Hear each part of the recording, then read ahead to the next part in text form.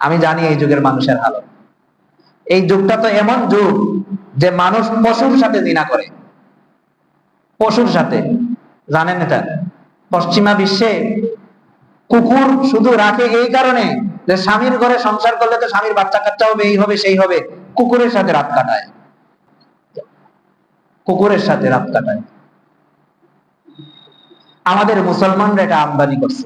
এখন মুসলমানরা কুকুরকে যেভাবে বুকে লালন করে, অথচ কুকুরের লালা কোন অবস্থায় হালাল না, সর্বাবস্থায় হারাম। তো কুকুর যে গাল চাটতেছে, কুকুর যে আমার আসবাবপত্রের মধ্যে দিতে, মাসআলা হলো কোন জায়গায় যদি লালা তার জিহ্বা দিয়ে চাটে, ওই জায়গা 7 বার দইতে হয়। কয়বার? 7ম বার মাটি অথবা ছাই দিয়ে এটাকে দইতে হয়। বিজ্ঞানীরা গবেষণা করে দেখছে কেন, কারণ কুকুরের লালা এতটা মানে খার যে এটা যদি কোনো কুত্তির পেটেও দেওয়া যায় তাহলে কুত্তি গর্ভবতী হয়ে যাবে।